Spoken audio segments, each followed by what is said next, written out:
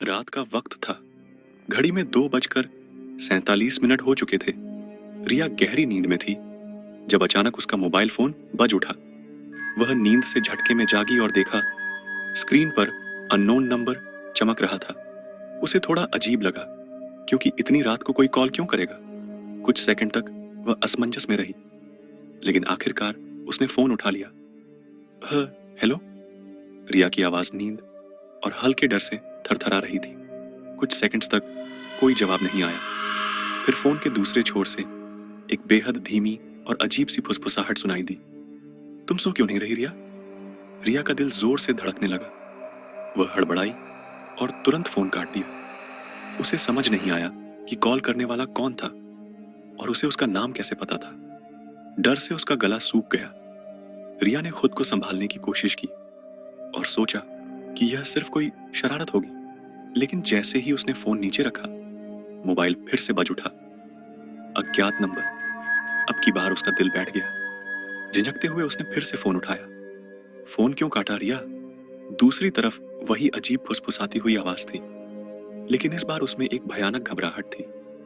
फिर आवाज में अचानक बदलाव आया और किसी रोती हुई महिला की चीखें सुनाई देने लगी। वह चीख बार बार दोहराती रही, भागो मत, वे तुम्हें ढूंढ लेंगे। रिया ने घबराहट में फोन फेंक दिया। पूरे कमरे में सन्नाटा छा गया था, लेकिन उसका दिल डर से उछल रहा था। फोन की स्क्रीन अचानक से अपने आप चमकने लगी। उसमें लिखा था, मैं तुम्हारे कमरे के बाहर हूं, दरवाजा मत खोलना। रिया ने कांपते हुए कमरे का दरवाजा देखा। बाहर से किसी की खुरदुरी सांसों की आवाज आ रही थी।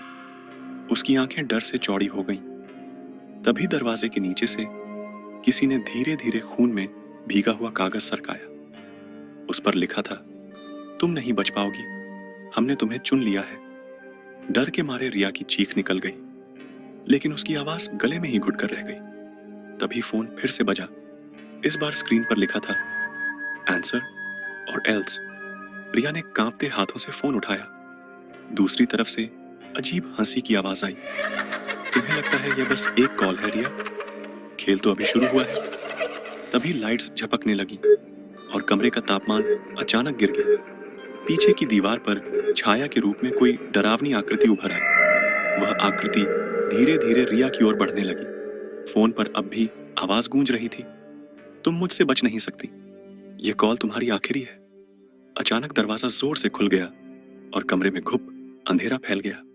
रिया ने अपनी आंखें बंद कर ली, लेकिन एक ठंडी खौफनाक आवाज कानों में फुसफुसाई, अब मैं यहीं हूं और सब खत्म हो गया। अगली सुबह रिया के कमरे का दरवाजा अंदर से बंद था। उसे ढूंढने के लिए जब उसके दोस्त और परिवार वाले दरवाजा तोड़कर अंदर पहुंचे तो कमरा खाली था।